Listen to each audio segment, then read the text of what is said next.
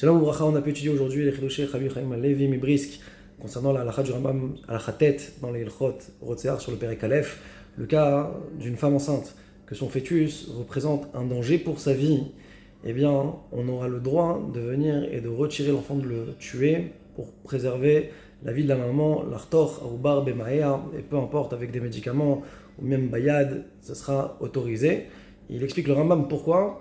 Parce que Mipnei Sheu Kerodef Achara Leorga, il est comme un rodef qui vient et qui poursuit pour venir tuer la maman. Par contre, si jamais il a sorti la tête, à ce moment-là, on n'a plus le droit de toucher le bébé qui vient de naître. Donc, En Dochin Nefesh Mipnei Nefesh, et la raison elle est parce qu'on n'a pas le droit de mettre à profit une vie pour une autre vie. Et ça, il dit le Rambam, c'est ce qu'on appelle Tiv'o Shel Olam, c'est la nature, c'est comme ça que ça représente un danger, un accouchement, on n'a plus le droit de le toucher. Sur ça, on pose la question, le din de Rodef, c'est pas lié au fait est-ce qu'il a sorti la tête ou pas.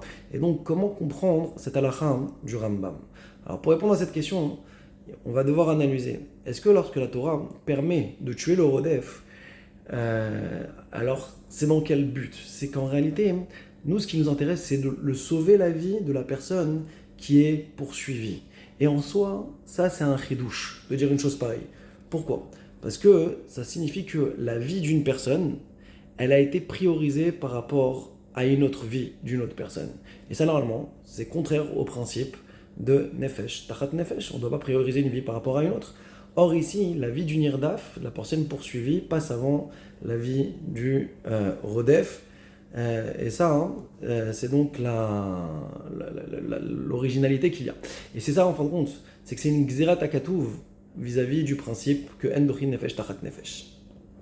Et donc, la question maintenant qui se pose, c'est cette Gzerat Akatouv là de la Torah par rapport au din du Nirdaf, qu'on va le sauver au profit d'une autre vie.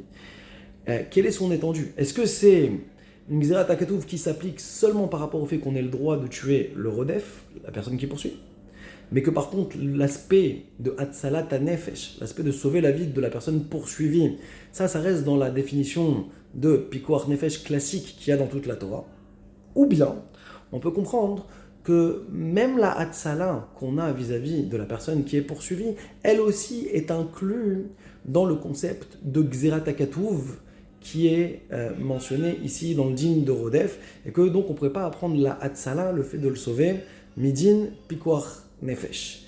Et pour répondre à cette question, il nous dit que c'est comme la deuxième réponse, à savoir que l'entité complète, c'est un din de Gzerat Akatouv, à savoir aussi bien de tuer le Rodef que le sauvetage du Nirdaf de la personne poursuivie. Et pour preuve, c'est que on voit que même pour sauver un goy des mains du Rodef, on aura le droit de tuer le Rodef. Or, le dit de Pikuach Nefesh n'existe pas. On n'a jamais vu qu'il s'applique concernant les goyim. Donc ça nous montre qu'en fin de compte, toute cette paracha-là, aussi bien du digne du Rodef de le tuer que de sauver la personne poursuivie, ça rentre dans une notion de Gzerat Akatouv.